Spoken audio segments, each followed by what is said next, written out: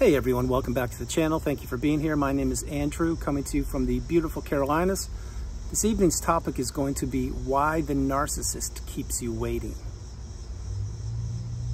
Think about that for a minute. Everyone, if you like the content, please like, subscribe, and share, and pay it forward to somebody who could use it. Before I jump in, I want to remind you, and I'll drop a link in the comments or drop a link in the description, about a video I created in the beginning of this year, which was called The Waiting Games of the Narcissist. I strongly suggest you watch that video. Again, I'll drop a link in the section for you to check it out. Point being, let's jump in. Why the narcissist keeps you waiting. They keep you waiting, first of all, because they can. Number two is because they are playing a game of cat and mouse with you. They've always done it. You just couldn't catch on until you found my channel and you got your first light bulb moment and you understood or are beginning to understand that a narcissistic relationship, it flat out does not benefit you. It doesn't serve you. It never has. It won't. It can't, and it never will.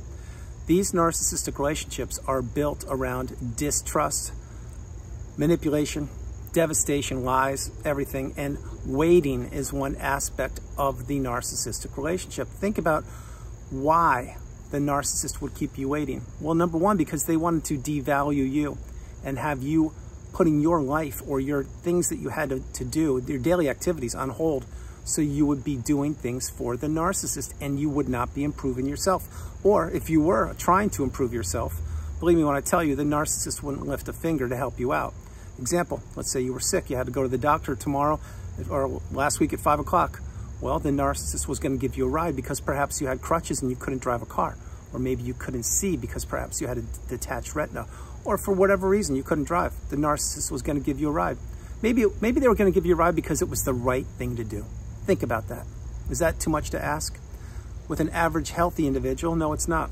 With an empath, it's definitely not. With a narcissist, yes, it's way too much to ask because the narcissist will do what they want in their time. And many times when you have a hospital appointment or you have to see a doctor, the narcissist wouldn't give you the ride. They wouldn't be there before 5 o'clock. They wouldn't wait with you.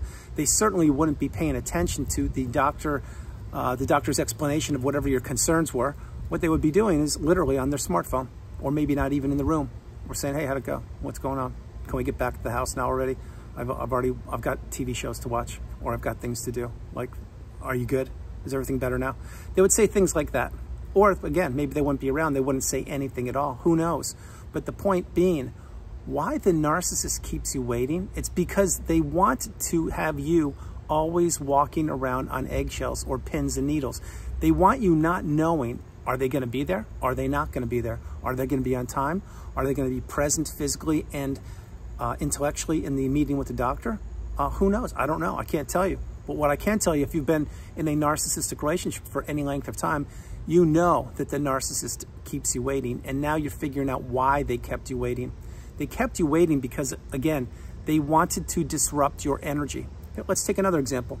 Let's say that you were going to go to an event that you wanted to attend, and the event you were going to attend, say it's Friday night at 5 o'clock again, and it's been planned for a couple weeks, and you know you're going, and the narcissist knows it's a big thing for you, and you guys are going to go together, as an example.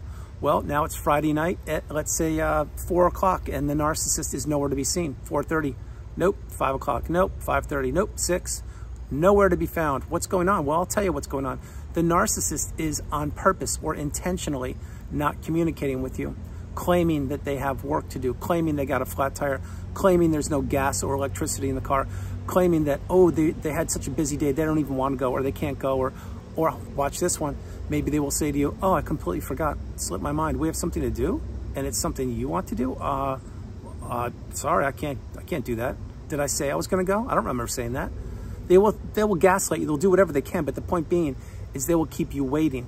And then that event now, this isn't the doctor, but let's say it's a charity event you want to attend or something, or a graduation or something. Well, that event has now been blown up for you. It's not, you see, the experience that you were supposed to have by attending that event, it's not the same now. Why? Because the narcissist already took away some of your energy, actually a lot of your energy, for something that you had planned a month ago, perhaps, and you were looking forward to it, and the narcissist knew this. But again, the narcissist can't have you in the comfort zone. They can't have you enjoying your life. They can't have you doing the things that you want to be doing. They need to disrupt these things, and they need to create intentional arguments, which is a whole different concept. I'll mention that in a moment. The point being, the narcissist wants to control you. They want you to become an extension of them. They want you waiting for them. They want you pining for them. They want you thinking about them. They want you not moving forward. They want to keep you stuck in that quagmire, that zombie-like, trance-like state where they exist. And they want to change places with you. Where you exist is on a high vibrational level, super high. And that's what they want to do. They want to steal your beautiful bright light, and they want to change your energy for theirs. Swap out the energy. You consume the toxicity. You continue to wait for them, wasting your time, doing nothing, not making progress, not living life, not experiencing things that you should. And what are they doing? They're filling up their fuel tank by you not attending these events, or them not allowing you to attend these events, or them creating an intentional argument right before the event. That's another one. Let's jump into that. Let's say you had something you wanted to do. Again, doesn't matter. It could be a simple barbecue. It could be your birthday. It could be holiday, vacation, a kid's birthday. It could be anything. Maybe you just got a new job. You want to celebrate. Whatever it is. Who knows? But the point is, the narcissist, when they find these things out, or they know that there's something that's important or pertinent to you, they will create what I call an intentional argument. And what that is that you may come home in the best mood ever. You just got a raise and you're about to tell them, or you just got promoted, whatever it is. You're on cloud nine. And then you're about to share something with them. Maybe you get the first couple words out and they know what you're going to talk about, but they don't want to celebrate your achievement. So then they will shift the energy, and then they will create an intentional argument about something that you did or did not do a week ago, a month ago, 10 years ago. They'll bring up something from the past or something in the future that maybe you didn't do. They'll shift the attention of the whole conversation. And then what will happen? Next thing you know, boom, instant rage fit, instant argument. And now you are not celebrating or rejoicing in the positive experience, perhaps the promotion you got, or whatever we're talking about here. They've just taken that away from you. And now you are left deflated. You can't concentrate. You're not yourself. You probably went off to a different part of your house, a different room, and just said, why does this keep happening? Every time I have good news, I can't share it with this person. Why do they not allow me or want to be there for me or not listen to me? Why don't they want to just embrace my positive, good achievements? They can't do it because they want you waiting around. They don't want you succeeding. They want you to be their #1 cheerleader. So when they get a raise or a bonus or a pay raise, I'm talking about the narcissist, when they get something positive, that's if they're working. Side note, they're usually very lazy, and I think you know what I'm talking about. Drop comments below. Point being, if something good happens to them, whether it's real or not, because many times they'll make things up, i.e. triangulation. Look up those videos I created. Point being, if it is, then they want you to be the best cheerleader in the world. Let's say, here's a small example. You drop the narcissist off at an airport, and you drop them off. Why? Because you're the chauffeur, and because you're supposed to. And you're supposed to be there 2 hours early, help them check in, pick up the luggage, do everything, and then boom, off they go. Now, you just took a lot of your time to do that. Well, why'd you do it? Probably because you were in love. No problem. Okay. Well, now the narcissist is coming home from this flight where they claimed that, for example, they were doing a business weekend, or they were taking a class or a course or something for a couple days. But let's not get into that. Wink, wink. Point being, now you're expected to pick them up. And let's say you're supposed to pick them up Monday at 1 o'clock in the afternoon. Well, you can't be there Monday at 1 o'clock in the afternoon. Why? Because there's a chance that if the narcissist plane lands early, then you're going to be punished for not being there doing what? That's right, waiting for them. They can't wait for you. You're expected to wait for them. Now let's flip the script. If you are there an hour early, let's say again, they have to be picked up Monday at 1 o'clock, but you are there at 12 o'clock, you're waiting, you're early. Well, now what are you doing? That's right, you're waiting. You're waiting for the narcissist again. Think about it. Now, let's just jump one more third level here for you. Let's say you're on time, you're there 1:15, you're ready to go, everything's good. But what happens? That's right, the flight gets delayed, and now it's delayed another 45 minutes to an hour. What are you doing? Ding, ding, ding, ding, ding, you're waiting again. Now, check this out. When the plane finally lands, no matter what time it lands, what are you expected to be doing? You're expected to be waiting there at the gate for them with balloons, with made-up cards like, welcome home, it's amazing you're back, you made it, oh my gosh, it's a miracle. Because why? Because they need you waiting for them when they get off the plane or the tarmac, whatever that thing is, because they need attention, they need supply, and you didn't realize it all those times you dropped the narcissist off to the airport, but that's what you were doing. You were being their #1 cheerleader, wasting your time, energy, resources to accommodate them. And what were they doing the whole time when they were gone away in that taking that alleged course or whatever they were doing? Who knows? Who knows? Maybe the new supply was involved. Maybe there were multiple new supplies. But what I do know is you were waiting.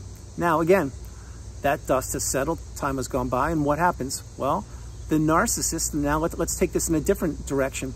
You are at work or you're at home. So let's say you're at home. It's a Saturday or Sunday. You're supposed to have family time.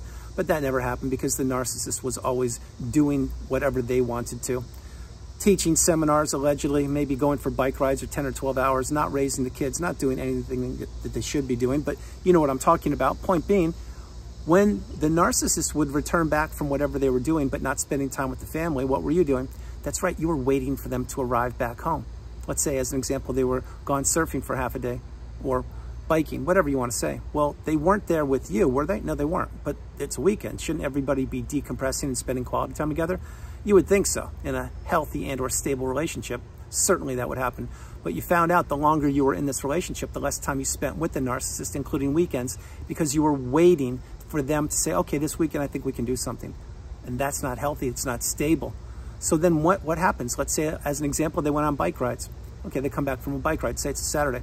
They get up at 4 o'clock in the morning. They go for a bike ride for 8 hours. They come back at 12 in the afternoon. Half the day is gone. You took care of the kids. You fed them, made sure they grabbed showers, walked the dogs, did everything they had to do. Everything's lined up. What happens? The narcissist comes home. What were you doing? You were waiting for the narcissist to come home. And your house better be spick and span. The kids better have eaten the proper foods, by the way. And they better look immaculate, meaning wash their hair. They better have the rooms cleaned, walk the dogs. The house better look like a museum, etc. I hope you're following what I'm sharing with you. And then what would happen? Well, the narcissist would come home and everyone had to greet them like they just won an Olympic marathon. But what they did is they went on a bike ride for 8 hours. But did they really go on an 8-hour bike ride? Who knows? Nobody will ever know. But the point being, then maybe when they come home, they say to you, oh, you guys, everyone's here. It's great. It's fantastic. You're around. But they wouldn't do that. But let's say for this video that they did. Then what would happen? Well, you'd have to wait for them to catch their breath or eat or to take a shower or to just exhale. See, you now are wasting your time and you are now being put on hold, and the kids and whoever else you're thinking about. If this example resonates with you, drop comments below. But what you were doing is you were waiting for the narcissist. You were waiting for their go-ahead. And then maybe that day, the narcissist said, you know, I don't want to do anything today. Again. So what happens?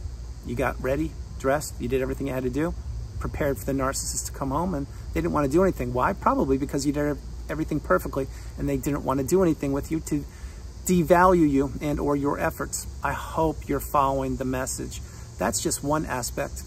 Another aspect would be, let's say that it was the weekend again, and you were free and doing whatever you're doing. Let's say you had a little bit of downtime, which you really didn't, but let's say you did.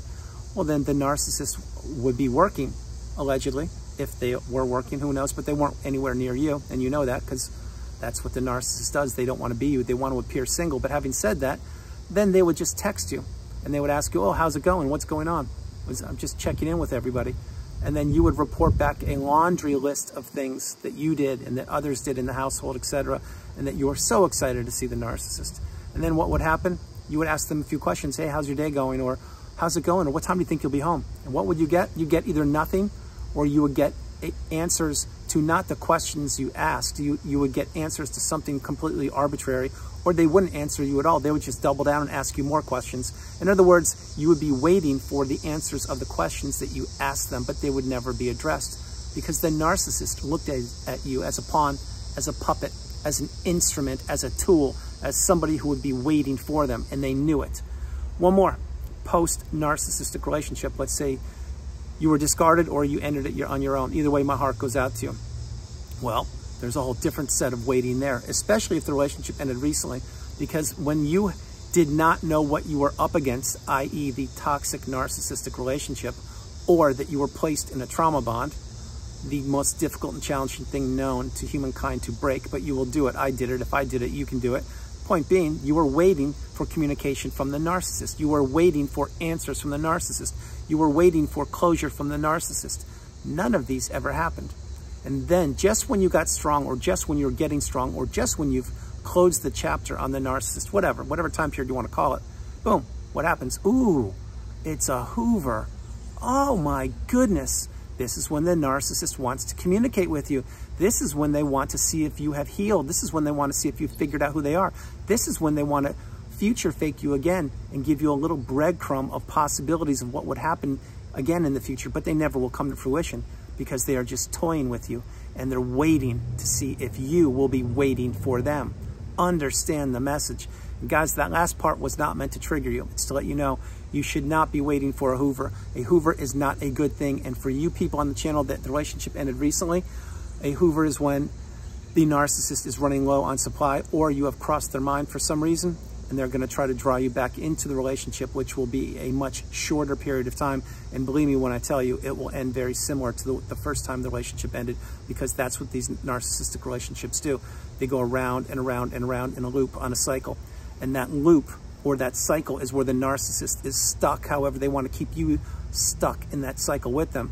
And you will be, believe me when I tell you, until you get the wisdom and apply the tools on my channel, then you will get unstuck. You will remove yourself from the loop. And this won't be overnight. It's going to take a mountain of work, but you will do it. Again, if I did it, you can do it. And you can do it in time, in your time. But understand why the narcissist wanted to do these things. Understand why they wanted to keep you waiting. They wanted to keep you waiting because they were just toying with you. They were playing with you like a cat and mouse. And I'm not trying to belittle these relationships. They're toxic and they're challenging. I'm just letting you know that if the narcissist really respected you and cared about you, number one, they would have told you, hey, I can't love and I have no empathy and I don't want to enter a relationship with you, but they didn't do that. Also, let's just fast forward.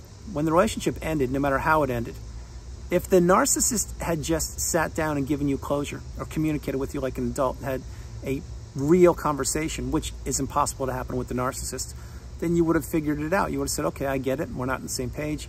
It hurts, but okay, let's move on. But they don't do that. What they do is they want to inflict the most damage upon the people that they're ending the relationship with. And then this is how weak and childlike and cowardly and how much of a bully the narcissist is. When they Hoover you, it's because they need an energy source. And that source was you for a period of time, which was the length of the relationship. But you are not an energy source. That's not how I see you. I see you as a beautiful, bright, shining light, just as I see myself. But think about it. Think about how temperamental, how childish the narcissist is. They need to Hoover a person back or try to Hoover them back and to get them back into a relationship. In other words, they have to try to recycle that individual because that's how feeble and how shallow and how cowardly the narcissist is. They need people to disrupt their energy. They need to disrupt people's energy. And they also need to play with people who do not know what they're up against. And that was you for a period of time. It's not you any longer. So no longer do we wait for the narcissist. No longer do we wait for anybody that doesn't serve us. Again, guys, I created a video earlier this year called The Waiting Games of the Narcissist. I will drop the link in the description. Please check it out, because if you watch that video and this one, I am certain you will unpack a mountain of wisdom to help you move forward. Guys, it's beginning to sprinkle a little bit here, so no matter where you are on the planet, I hope you liked the video. I loved doing it. From the beautiful Carolinas, this is Andrew. Namaste. No matter where you are on the planet, you are not alone. Remember that you are not alone. God bless you. I love you, and I'll talk to you tomorrow. Enjoy yourselves. Be strong. Continue to move forward each and every day, and understand that you are the priority. You come first, second, and third. Do not be waiting for anybody. Do not wait for a narcissist. Block them. Go no contact. Delete them. Remove all fly monkeys and people associated with them. If not now, when? God bless you all. I love you, and I'll talk to you tomorrow. All right. Good night, you guys.